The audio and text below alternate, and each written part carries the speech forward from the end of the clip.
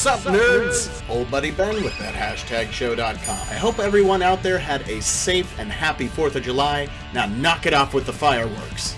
As always, today I am brought to you by the fine folks over at Neft Vodka, reminding you to please drink responsibly. Also, all the wonderful, delightful people that I've never met over at Toink.com. Get your stuff.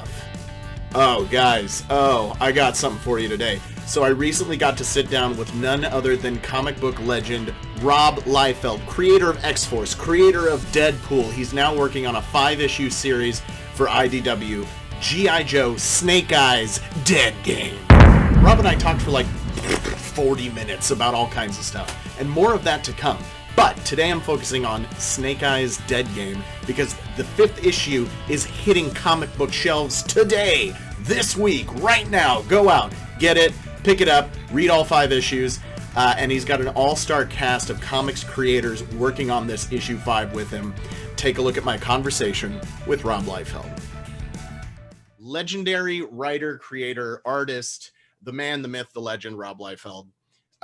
First of all, again, thank you so much for your time today. And thanks for having me. Absolutely. And thank you so much for all the work that you have done as a geek and a nerd, obviously. Dude, I appreciate it so much. I love doing it. It's why I exist, to make comic books. That's my entire purpose in life. So I'm glad you appreciate it. I love it. Of course I appreciate it. Yes. And yeah, thank you so much for all the work that you've done. And of course you've been incredibly influential, creator of Deadpool, creator of X-Force, 2 huge franchises right now. And let's start with Snake Eyes though. Snake Eyes DeadGame. So Snake Eyes DeadGame, I just read the finale. It's action packed. Yeah. It's over the top. It's gods and G.I. Joes and heroes and villains and violent and great, and it's got and Thor's hammer and Thor's hammer and Mjolnir, of course. Mjolnir, yes. And it's got big splash pages that you are so well known for, the big scenes. And then you put together this, I was just like, this is like the 1992 Dream Team from the Olympics. Like, yes. You've got over 20 other artists working on this with you. Talk about getting that team together and how did you pick everyone? Why did you decide to bring them in, and what was it like pitching it to them? So I when you reference how long I've been doing this and how much work I've done, the one thing I really wanted to do was finish with a giant bang. 5th issues, last chapters generally don't close with as much fanfare. We are such an industry of first issues and celebrating just the #1. And I really wanted to go out in the most spectacular fashion possible. Nothing about the story changed. The entire, look, my career, I've been channeling Jack Kirby. He is my spirit animal. I have this giant, wait, I'll show you real quick. Here, I got to step away. I love show and tell. Marvel has done a number of these giant Kirby editions lately. Okay. And so this is the Kirby Returns. I mean, it's quite heavy. And as you can see, it's very large. Okay. That is enormous. It's like Kramer's coffee table books. It's actually a coffee table book that's a coffee table. Yeah. Does it turn into a coffee table? No, it's going to as soon as I put the legs on it. Right. With Jack's work, especially the 70s stuff, which is when I was getting in, Jack would open with the splash page, as he does here, and then he would, and these were only 17-page comics, man. Right. Okay. Then he would follow immediately on, if my fingers will cooperate, and on page 2 and 3. So you get, he'd give you this giant, enormous action spread, and whether it was Commandy, the New Gods, Machine Man, Black Panther, Captain America, the Eternals, that was Jack's approach. He always wanted to dazzle you with the visuals. Comic book is a visual medium, first, foremost, and always. It is not, if you take the pictures away, you are reading a book. I am not in the novel business. I am in the comic book business. Snake Eyes has been propelled forward by action from day one because that's what I do, and that's all I've ever done. I mean, again, I didn't do X-Men, I did X-Force, okay? So Snake Eyes and G.I. Joe, I'm like, I'm gonna dial this up to 11. I'm gonna do this giant action-packed, very action-driven series. And when I get to issue 5, where we've finally going to have the dead sword go up against Thor's hammer, which we've established in the first few issues, that was the only thing that ever kept it at bay. And so I called up, I said, I have never done this before. I've never gathered a bunch of my favorite artists to ink over me. The original idea was to get guys who only worked at the time that in the early 80s when the Real American Hero line was launched. But unfortunately, I had more pages than I had inkers available from that time period, because they are not young men. A couple of them said, Rob, I don't even draw anymore. Right. So, but the first guy I called was Neil Adams, the god of comics, the single best illustrator that the comics industry has ever seen, full stop, period. Superman, Muhammad Ali is the most perfect comic book that was ever rendered. The best versions of Green Lantern, Batman. Neil Adams is a comic book god. Honestly, if he had said no to me, maybe the entire experiment collapses. But I said, I'm calling him first. If I get the Neil Adams yes, I can lead with Neil Adams said yes to everybody. Neil Adams not only says yes, he says, Rob, I don't want to just ink 1 page. Give me 2. I want 2 pages. Give me a spread. I'm like, oh my gosh. So I'm calling Jerry Ordway. I'm calling Carl Kiesel, who I work with on Hawk and Dove, and we haven't worked together in almost 30 years. I called everybody at that point and just signed them up. Kevin Eastman, Kevin, Teenage Mutant freaking Ninja Turtle Eastman inks me.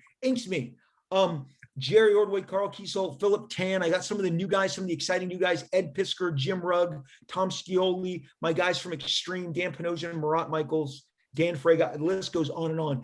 And that brought that element, that special element to this finale that I hope draws more eyeballs. Because look, we don't make these books for you not to see them. We want the widest possible audience. So that's my gimmick. My gimmick was bring great talent, jam with me.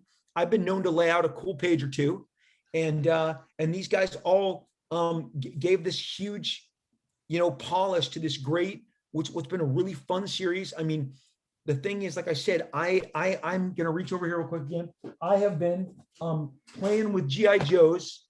This is 1974. Okay, this is the vintage. This is when they were the adventure heroes. Okay, before we transitioned I have a pop of Snake Eyes here, but people don't even know about the adventure line, and this is what I grew up with. And these guys were the greatest. Kung Fu Grip, Eagle Eye, right here, Kung Fu Grip. So don't send me letters. That says so right there, Kung Fu Grip. Gotcha. The thing is, this is my inner child just coming out for this giant romp. And so the more people that join the party, the better. And I'm going to tell you, the one thing that I see in comics is a lack of action, an alarming lack of action across the board, because most of these comics are now written. I don't know what it's the approach. I don't know what the approach is. Again, my approach is Jack Kirby, always loud, smash them, crash them, have fun, entertain. The cinema, it's weird. Comics normally paces itself alongside movies much more. They adhere a lot more than they have in the last decade. And what's happened since 2013, and I'm telling you, the studios get it. Action is driving the cinema. I mean, they took the guys that did all the stunts for Civil War and Winter Soldier, and Chad and David got together and brought you John Wick and gave the 3rd act to Keanu Reeves' career in a spectacular fashion. And each one gets bigger and better, attracts more eyeballs, bigger audience. Those 2 guys, David goes on to do Deadpool 2, Hobbs and Shaw. He just did Bullet Train. The thing pushing all of these is action. Obviously, Chad has done all the John Wicks, but then one of their proteges, Sam Hargrave, goes and does Extraction at Netflix, and is Chris Hemsworth's biggest non-Thor movie, Netflix's biggest movie, they say. And what unites all of those is action. And the cinema is driven more now than ever. We love those giant action set pieces, this certain way that these stunt guys redefine. I mean, I just gave you 3 stunt guys that are redefining cinema. And I go and I watched Black Widow last night, and I see that stunts and those fights and those actions are next level. It's Jason Bourne, John Wick level. And so I always approach my comic books the same. I am not the guy who is going to give you poetry. If you want poetry, don't buy my comic. I've never given you poetry. I'm not going to give you poetry. Jack Kirby didn't give you poetry. And there's Jack's page composition the style, the action, the excitement was always there. And I feel like I'm letting people down if I don't approach my pages the same way. I'm always like, what would Jack do? Because there was no one better. I mean, as much as you could put my career and Eric Larson's career, we're the most kind of prolific of our age. Some of the other guys have kind of taken the last 5 to 10 years off. You could put our career, and we're still looking up by half at the volume that Kirby gave us. So that was my approach with Snake Eyes, to finish it off in the way that we did. I think the fans will be excited. It leaves the door open for more to come, but Hasbro and IDW could not have been more just patting me on the back, encouraging me the entire time. They never told me no. Yes, Hammer of Thor, sure, fine. We do business with Marvel. We make Thor toys, but sure, fine. You want new G.I Joe characters? Sure, fine. New twist in this mythology. I mean, look, dude, I got an action.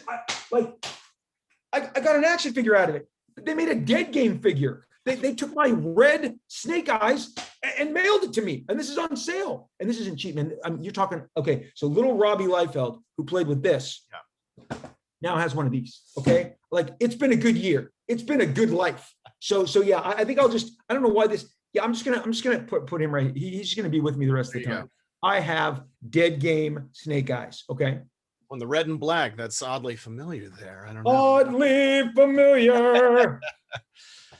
I'm glad you talked about that. I'm glad you talked about, little Robbie playing with the G.I. Joes back in the day, because I wanted to ask you, like, when you're coming up, you're talking to IDW, talking to Hasbro, let's do Snake Eyes. What was it that you wanted to bring to Snake Eyes as a character, to the G.I. Joe universe with this story? And how did you, you kind of already touched on that, but can you talk a little bit more about that? No, that's a great question. Here's the deal. Snake Eyes is this noble warrior.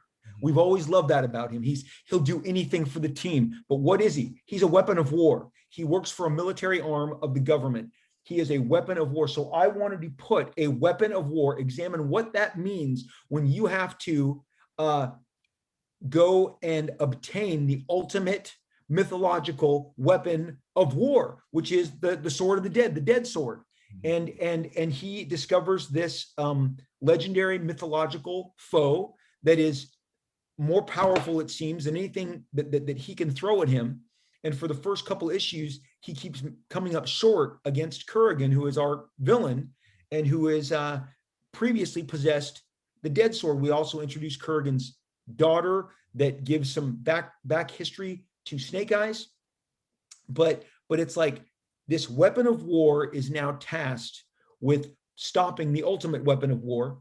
And in issue 4, he realizes, because he's now following all the clues, that the hammer of Thor is the only thing that's ever stood against, this dead sword and defeated it. So issue 4 is this weirdo, like, vision quest. I mean, he encounters giant grizzly bears. I mean, giant polar bears, and he goes into the bottom of a lake, and it has kind of Excalibur overtones. So I am literally throwing everything that I have ever loved as a kid at Snake Eyes, and having him go through these, put him through these paces. He ultimately, at the end of the vision quest, comes out with the hammer, but it's immediately taken to him because we finally get to Destro and Baroness, and I had held them at the end, and then everybody jumps in the party at the end. So you can see that everybody was after this all along. There were people behind the scenes pushing buttons, so it had a bigger G.I. Joe kind of universe connotation to it. But I just wanted to, I love when the hero is up against insurmountable odds, and with the Ultimate Warrior, that's what I set out to do. And there is nothing that this guy will not attempt in order to do good and to do right, no matter how many people are betraying him along the way. And a couple of weeks back, way after Snake Eyes 5 has gone to press, was the 40th anniversary of Raiders. And so I turned that on, as I always do, and I watched it again. And I was lucky enough to work with Spielberg on a couple projects in the 90s. And there was a script that he was buying from me, and the greatest compliment I ever received. I mean, I'm sitting knee to knee with Steven freaking Spielberg, and he goes, "Rob, you got it. You cracked it. That's what I love about the script." I said, "What is it?" He goes, "You realized, just like in Raiders," he said, it is the formula of Raiders of the Lost Ark. Gets it, loses it, gets it, loses it, gets it, loses it, realizes it's not his to have. Right. And that is the kind of formula I approached with Snake Eyes and DeadGame, and when I watch Raiders again, and you go, oh my gosh, Indy is up against, you know, the entire Nazi army. He's up against all these, an African, you know, warrior tribe. He's up against these Arab swordsmen, and I mean, like basically Arab ninjas. I mean, he's up against everything the entire time, which is why you're so, you know, white knuckle. And I just tried to, you know, bring that to Snake Eyes. And look, I know, like I said, IDW and Hasbro were so happy that I got an action figure out of it. And just so your listeners, your followers, your viewers know that this was available to everyone. It's not a custom. It's on sale. Hasbro made a DeadGame figure, but and I hope I can visit again. I had such a good time. I love playing. There's, you know, I got so many requests often. What other G.I. Joe characters are you going to do? I knew Storm Shadow's big entry was issue 3. Well, he cameos in issue 2, but he was going to team up with Snake in issue 3. Like I had plotted out, Baroness and Destro were always coming at the end, but it's such an expansive cast of characters. It's hard to get them like all in. And my agenda was getting so many of the 70s, like the adventure team in. So look, nothing but the best praise. IDW was one of the best experiences I've ever had working with a publisher. And Hasbro could not have made it easier as a licensor, because you better believe it. You understand they have the power to say no at any time. Right. No, I mean, we had to give when you're working on a license, every panel has to be cleared. The amount of blood, everything. And they were spectacular. So I'm just excited to get this out there. And then, I mean, then we're like a few weeks away from the big new movie, which is exciting. It lined up because getting as many artists as I did, I wedged into a lot of their deadlines and they fit me in. Kevin Eastman fit me in definitely. He could not do anything until like the 3rd issue of his new Turtles book was done. I mean, IDW publishes both of them. It would have been very bad for him to ink the Snake Eyes page when issue 3 wasn't done. So again, I had to wait in between issues 3 and 4. So there was a little bit of a delay, but it's worked out great given that the movie's here and we get an extra signal boost. Oh man. What a fun guy. I had never talked to Rob Liefeld before. I had such a blast. He was so energetic, so fun, so excited about everything that he's working on. And like I said, we talked about a bunch of other stuff, a couple more videos to come in the future. But right now, go check out Snake Eyes DeadGame on your local comic book shop's shelves. Today, right now, go out and buy it. Support great comic book shops in your area. Once again, my name is Ben Cleaver. This is thathashtagshow.com. And the reason I'm drinking out of this red cup is because whenever Ben Cleaver shows up, it's always a party. Mustache.